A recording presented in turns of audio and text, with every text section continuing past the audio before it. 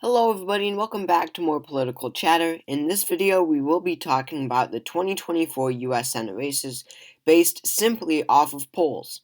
Now this video I find very interesting, the map that I am about to fill in after looking at all of these polls from across the country because quite a few go against the common sense consensus that we have about these Senate races. I will just say now, for example, we have a single poll coming out of the state of Nebraska that actually shows an independent beating the incumbent Republican there in a state, I'll mind you, Donald Trump won in 2020 by 19%. So, the point is, these polls can get very interesting. They are in presidential elections a lot of the time, but especially in Senate elections, where voters are a bit less partisan and we have a more wide range of candidates and much stranger polling through and through, that we get some really odd results when we look at this polling. So again, I'll mind you, this is not a prediction. This is simply me filling the map based off of the polls that we have from the state, the average numbers that the polls give us about these races. So we'll start with the polls that we think, emphasis on think, are going to show the Democrats winning by a solid margin. We have four characterizations for how a race is going to go. That being safe, which is a darker color, and that means a 15% margin or more for their respective party, as well as likely, which is a 5 to 15% margin, lean, which is a 1 to 5% margin, and then finally, with the lightest shade of the respective color for the respective party, we have tilt, which means a less than 1% margin. So, with that being said, let's look at the state of California, a state that we typically think of as a very democratic state. We have our matchup in 2024, Adam Schiff versus Steve Garvey. This has gotten a lot of people's attention, especially during the primary, but the general election between Adam Schiff and Steve Garvey hasn't gotten as much attention because, as you can see, Adam Schiff is winning by a lot, right? He is winning in this poll by 25%. So both polls on average show him above 15%. So that would be a safe win according to polls for the Democrats there. In the state of Hawaii, we probably don't have any polls. Yeah, we don't. But considering the fact that Mazie Hirono, who is running for re-election in 2024, won re-election in 2018 by 42%, which is by and away a safe margin, or far and away is the expression. We would characterize this as a safe state for the Democrats. Then looking at Washington now, another very Democratic state, we see that there has been a single poll between the incumbent Maria Cantwell versus the Republican Raul Garcia, and as you can see, it shows her up 20%. So, of course, with one poll, that will be the average. So, polling does show that the Democrats will win Washington by a safe margin. Not many surprises yet, as you can see. Now, moving on to Minnesota, where we have a very popular incumbent Democrat, Amy Klobuchar. So we have two polls coming out of this race. One shows Klobuchar up by 15% exactly, and then another shows her up by 16%. So that does qualify as a safe state, another safe state for the Democrats. Not too many surprises so far. Now looking at Delaware, I'll just say right now we don't have any polls coming from the state of Delaware, but that will be a safe Democratic state. We don't need to talk about that one. And then in Massachusetts, we have Elizabeth Warren, who is running for re-election. Are there any polls? There are no polls coming from this race, but as you can see, in 2018, she won re-election by 24%, so we will put this in the safe column. I doubt there are any polls from the state of Rhode Island, but let's just check if there are. Whoops. Not Massachusetts, but Rhode Island right there. Smallest state in the nation. And no, I clicked on it for nothing. So let's check on how much the Democrats won the seat back in 2018. It was by 23% Sheldon Whitehouse won re-election by. So that will be another safe state for the Democrats. And then we have Vermont, which we don't need to check up on. I doubt we have any polls from there. That is a safe Democratic state with Bernie Sanders. If there are any polls, it shows him crushing it. And then we have no polls from Maine. However, in 2022, Angus King won by 19. I have no doubts that he would be able to win by that same margin or more again in 2024 to make it a safe state. And then finally, looking at the state of New Jersey, there was a very heated primary in the Democratic contest between Andy Kim and Tammy Murphy, the First Lady. But unfortunately, we don't have any poll. Oh, here we go. Here's some hypothetical polling. I don't know who's going to win, but against Andy Kim, Andy Kim wins here by 10. He wins here by 9. He wins here by 16, and then he wins here by 6%. So on average, and these last two include when Bob Menendez is an independent candidate. So I guess we'll just include 3 because Bob Menendez is running as an independent. Last time I checked, I believe, unless he dropped out. I don't know. But on average, that is a likely margin win, whichever way you look at it. So we will just characterize that one now. So we have our safe Democratic states as well as one likely state, which I characterized because we just went through it. But now moving on to Republican states. So Utah, to start with. As you can see in the general election, we have polls. Here's the hypothetical polling. So when Mitt Romney, sorry, that is not the general election. So we don't have any general election polls, unfortunately. But Mitt Romney won the state by 31%. I mean, 31% is a lot. So definitely we can expect Utah to be safe Republican.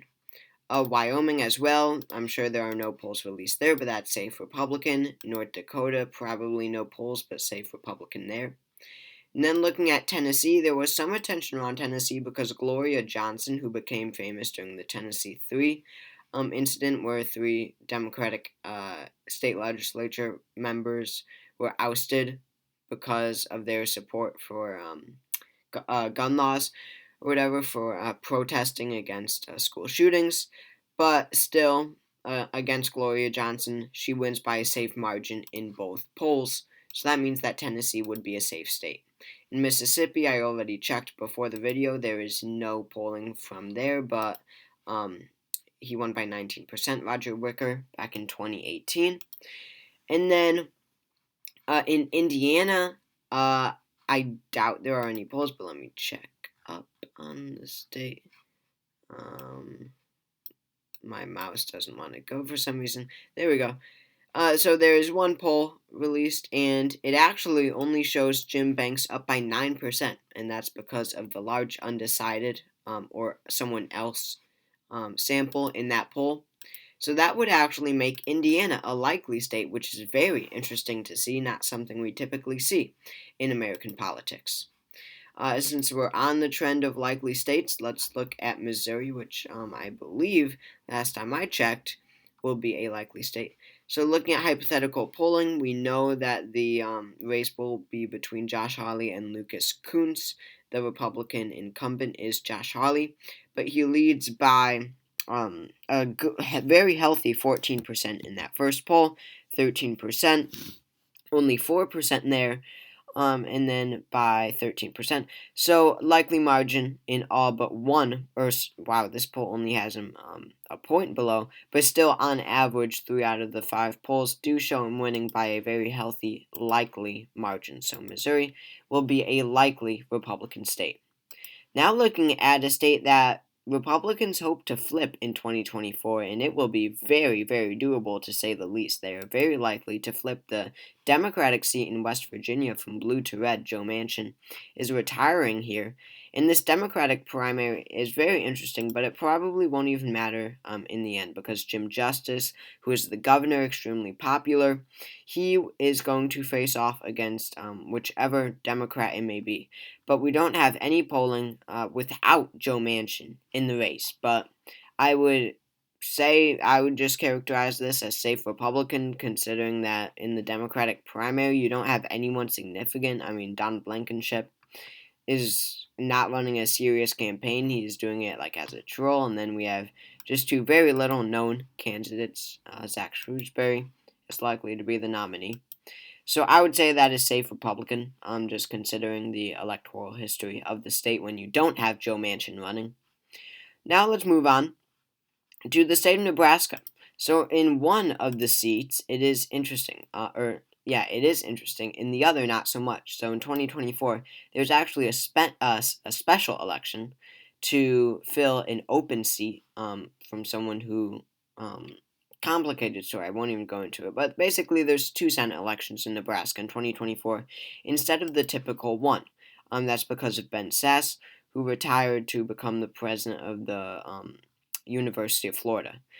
So, again, this special election is not interesting at all, and we don't have any polling coming from the seat. But that's the former governor, we can definitely expect that special election to be safe for the Republicans. And that is not the same for the main special election, as polling, as I mentioned before, shows something very odd, but we will get to that last. Now let's move on to the state of Connecticut. We're going to get into some closer states now. I don't know why I waited on Connecticut because there isn't any polling. And in 2018, Chris Murphy won re-election by 20 points, so that qualifies Connecticut as a safe state. I just completely forgot to fill that seat in. Now let's look at New Mexico, a state that is Democratic but does get close in some statewide elections. Surprisingly, really, to my surprise, there is no polling from this race, which is honestly really shocking. Let me just see if 538 has anything here, which I doubt because Wikipedia always has more than 538. But yeah, there are no polls from the state of New Mexico, which is really surprising. So we'll look back at the 2018 results where Martin Heinrich won by 23%. So I guess that is what I would have to characterize the state of New Mexico at this point, even though I don't think that he will win by that much. Looking at the state of Virginia now, one that is considered somewhat of a battleground state in the Senate election in 2024, although not so much. So looking at hypothetical polling, the race will be between Tim Kaine and an Air Force veteran, Hung Kao, who ran for Congress in 2022 and lost. So we don't have any polling. We only have polling between Tim Kaine and Glenn Youngkin, and you can see Tim Kaine actually wins both of these polls, despite Youngkin being a very popular governor. He wins by 5 and then by 2. So I guess I'm using those polls, 5 and then 2, and then considering the fact that he won by 16 in 2020, I would say that evens out to a likely margin when you consider all of the polling and result factors. Moving on now to a Republican state, the state of Texas. We have Ted Cruz, the incumbent Republican, very household name, very famous now these days, versus Colin Allred. Let's look at the polling here, of course, which is the purpose of this video. And as you can see, Ted Cruz wins or ties in every single poll. So this poll has him up by 5%, up by 9%, up by 6%. So all of these are likely margin wins to start with. Then that's even. That is dead even. This poll has him up by 14%. Another likely state. This poll has him even. So overall, it is clear that Ted Cruz overwhelmingly is in the direction of a likely margin victory according to these polls, a 5 to 15% margin. So Texas is a Republican state. And then you got the state of Florida, a state that has been trending Republican, very Republican for quite a while now. Well, really not long when you consider, in essence, how fast this state became almost safe Republican. Rick Scott versus the Democrat. I won't even attempt to say the name, but she is basically the presumptive nominee. She doesn't have any serious challengers. You can see that Rick Scott, the incumbent here, wins by 17 percentage points. 17 in Florida, a state that just a few years ago was considered the most battleground of them all. I mean, people were saying that Biden would win Florida in 2020. Polling was indicating that. And now we see the Republican carrying the state of Florida by 17 points in the latest poll. You can see here, he wins by 17 again. Rick Scott wins by 10% here. So we have 17, 17, 10, and then 7, and then 4, and then a Democratic poll has the Democrat up by 1.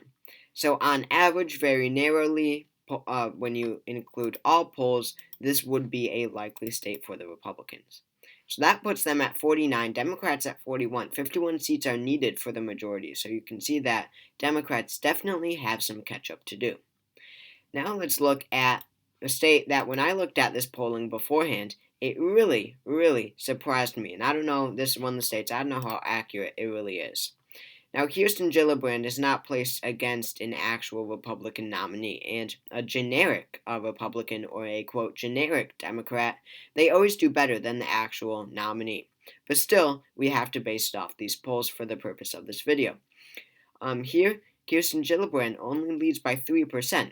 She won by 34% in 2018, so that's really surprising.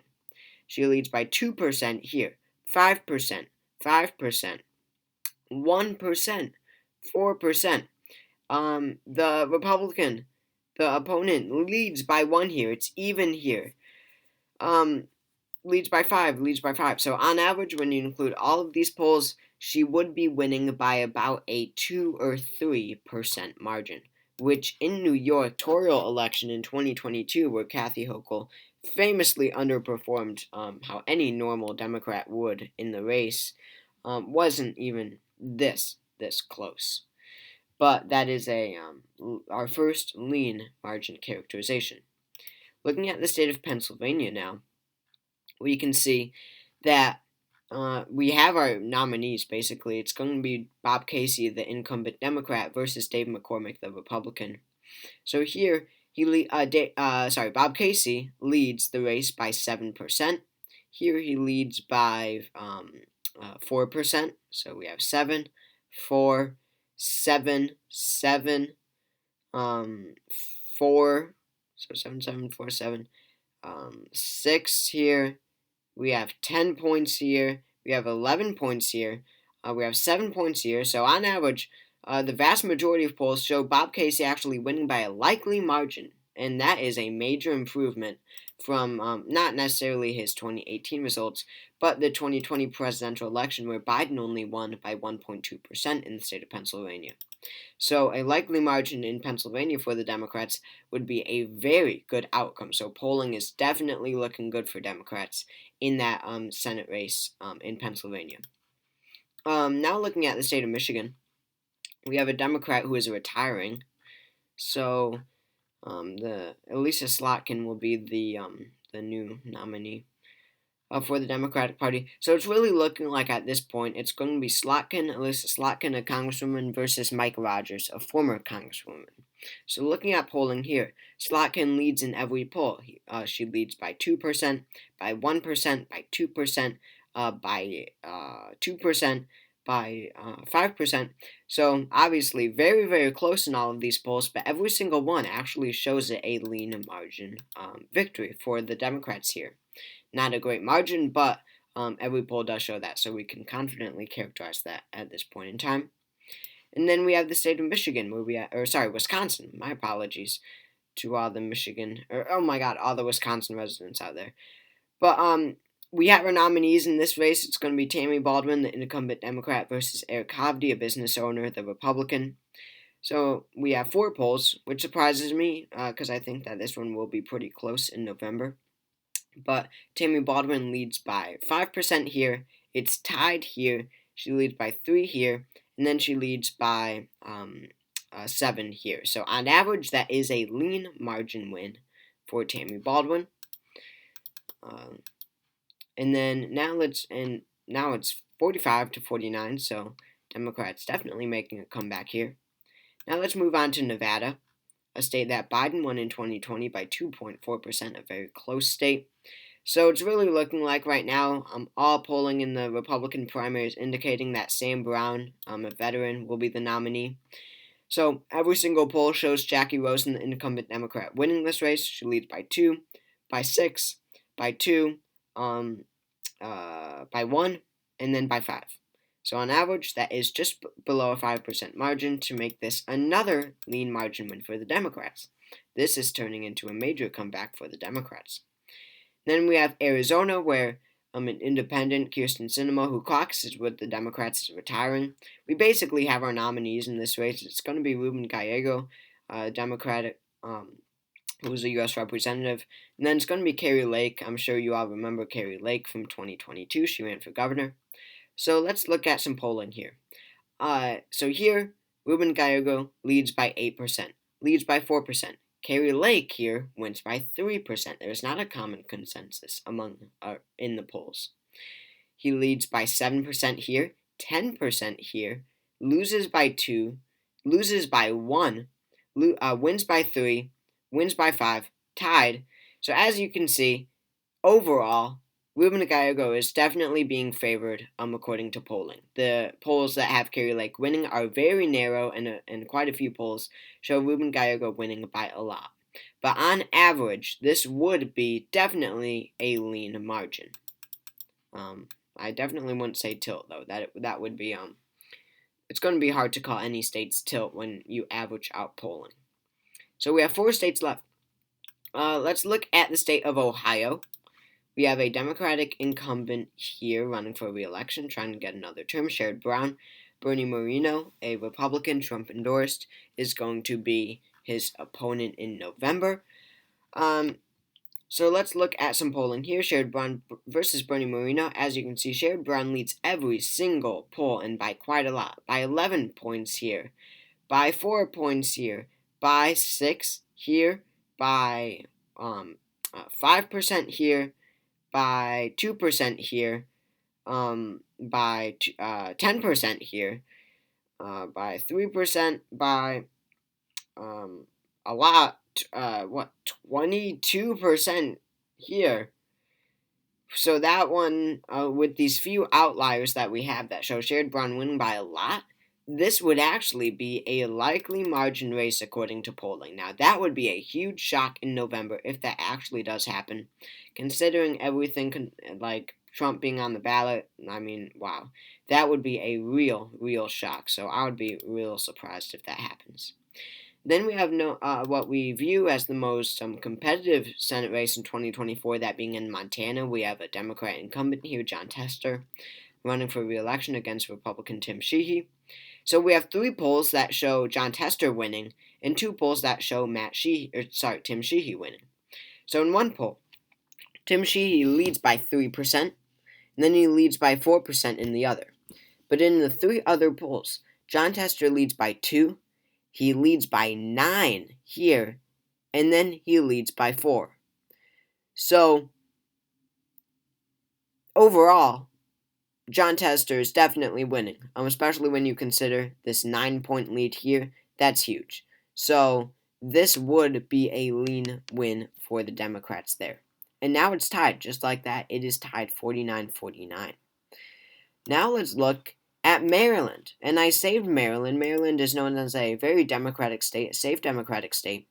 But here we have the former governor, Larry Hogan, who was very popular during his terms, running for Senate against, we don't know who the Democratic nominee is. It's going to be either a county executive, Angela Alsobrooks, or Congressman David Schroen. I really don't know who's favored in the primary right now. It's 50-50 between Alsobrooks and Schroen. So we're just going to average out all of these polls. But as you can see, the Democrats only win one single poll, and that is David Schroen. He leads by, strange 15% in one poll. But here, he loses by 16. He's tied here. Here he loses by 12, loses by 1, loses by 13. So as you can see, such strange polling coming out of this race. But on average, I think this would actually narrow it down to a lean margin, but just about at 5%. And then against Angela Also Brooks, he leads by 18%. He leads by 4%. He leads by 14%. And then he leads by 8%. And then by 23%. And then 6%. So on average, when you consider the Also Brooks and Trone polls, this would be a likely margin win for the Republicans. A likely margin win in a state where Biden won by 33%, and the Democrats won the Senate race by 31 in 2022 and 34 in 2018. Ben Cardin, who is now retiring in 2024. So that would be incredible if it does actually flip. And finally, the seat that we have all been waiting for, Nebraska, because we have one single poll, and I know this poll is not accurate, it's a Democratic poll, but it shows Dan Osborne, who is an independent, a local union leader, beating the Republican incumbent Deb Fischer by 2 percentage points. Just 2, but it shows a independent winning a Senate seat in Nebraska. That would be a lean margin win for Democrats and prevent either party from winning majority. That puts Republicans at 50 seats, Democrats at 49, and independents at 1. How insane would that be? Now, Republicans could still win majority if they win the vice presidency. The VP casts the tie-breaking vote in the occurrence of a tie. So this is the 2024 Senate map based simply off polls. If you enjoyed this video, please consider subscribing. It helps me out a lot. Leave a comment, drop a like. Again, I hope you all enjoyed, and I will see you all next time.